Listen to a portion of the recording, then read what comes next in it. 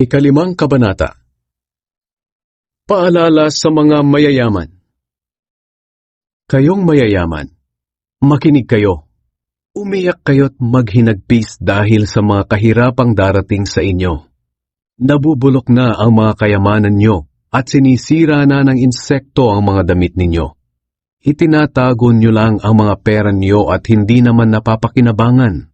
Sa mga huling araw, hahatulan kayo sa impyerno dahil sa pera ninyong hindi naman ginamit sa kabutihan. Sayang lang ang mga itinago nyo dahil malapit na ang katapusan ng mundo. Pakinggan ninyo ang reklamo ng mga manggagawa laban sa inyo. Pinagtrabaho ninyo sila sa inyong bukirin, pero hindi ninyo binigyan ng sahod. Nakarating na sa Panginoong makapangyarihan ang mga hinaing nila. Namuhay kayo ng marangya at maluho sa mundong ito. Para nyo na ring pinataba ang sarili nyo para sa araw ng pagkatay. Hinatulan ninyo't ipinapatay ang mga taong walang kasalanan, kahit hindi sila lumalaban sa inyo. Pagtitiyaga at pananalangin. Mga kapatid, maging matiyaga kayo hanggang sa pagdating ng Panginoon. Pagmasdan ninyo ang magsasaka. Matiyaga niyang hinihintay ang unang pag-ulan.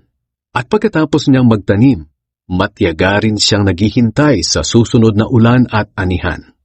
Dapat din kayong magtiyaga. Tibayan ninyo ang inyong loob dahil nalalapit na ang pagdating ng Panginoon. Huwag kayong magsisihan, mga kapatid, para hindi kayo hatulan ng Diyos.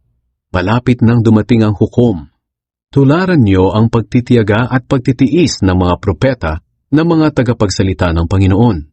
Hindi ba't itinuturing nating mapalad ang mga taong nagtitiis?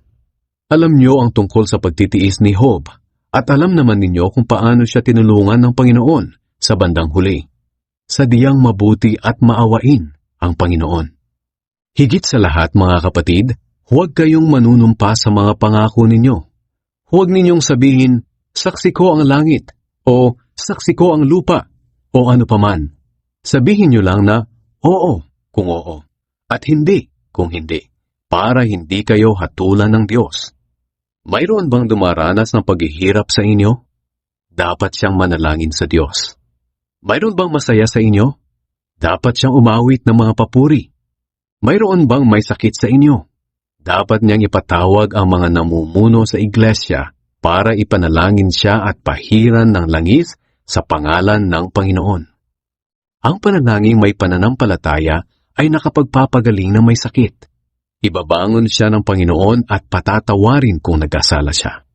Kaya nga ipagtapat ninyo sa isa't isa ang mga kasalanan nyo at ipanalangin ang isa't isa para gumaling kayo.